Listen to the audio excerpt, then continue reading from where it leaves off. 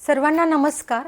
भावंतरीचे साहित्यिक परिवार आयोजित खास महिला दिनानिमित्त एका भव्य यूट्यूब स्पर्धेत मी आशा जिल्पे, जिल्हा परिषद शिक्षक नागपूर, माझी स्वरचित कविता सादर करीत आहे। माझ्या रचनेचा विषय आहे स्त्री, काल, आज आणि उद्या। रचनेचे शीर्षक आहे ती। अंगावरती नऊवारी नाकात नथ, अंगावरती नऊवारी नाकात नथ, भाळी मोठे कुंकू, हातभर चुडा आणि डोक्यावर पदर, सूर्योदय ते सूर्यास्त फक्त चूल आणि मूल। पण आई म्हणून तेव्हाही सजग होती ती, तगमग होती तिची गवसण्या वाट नवी, वाटत होतं तिला सतत ओलांडावा उंबरठा घराचा अन वेध घ्यावा जगाचा। ओढ तिची जाण तिची कळकळ त्या स्त्रीत्वाची, ओढ तिची जाण तिची कळकळ त्या स्त्रीत्वाची, कळली सावित्री ज्योतिबांना, स्त्री शिक्षणाचा पाया रचून जागविले तिच्या अस्तित्वाला।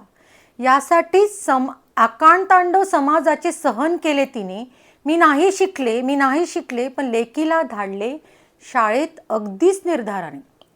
शिकली सवरलेली सावित्रीची लेक नोकरी करू लागली, शिकली सवरलेली सावित्रीची लेक नोकरी करू लागली, शिक्षण, घर, संसार यात रमू लागली। अवघड होऊ लागलं सांभाळणं तिला सारं, पण स्मरण होतं आईचं अगतिक पण चांगलं।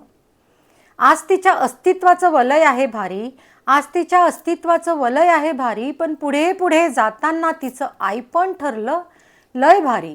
कारण घरकामाने लेकरू याचं गणित जुळेना, प्रश्न पडला मोठा सांभाळावा कसा कुटुंबाचा गोतावळा। यावरही मात केली अगदीच युक्तीने तिने, यावरही मात केली अगदीच युक्तीने तिने, मदतनीसीची सोबत घेतली घरकामात तिने। कारण उंच गगनात भरारी घेण्याचं वेड होतं मनात, बाईपण भारी देवा, बाईपण भारी देवा, हे जाणूनही ती थांबली नाही घरात। अव्याहतपणे सुरू होते आजसारखेच काल तिचे प्रयत्न, अव्याहतपणे सुरू होते आजसारखेच काल तिचे प्रयत्न। आणि हो, उद्याही ती तुम्हाला भेटेल, उद्याही ती तुम्हाला भेटेल पुन्हा नव्या उमेदीने, पुन्हा नव्या उमेदीने। धन्यवाद।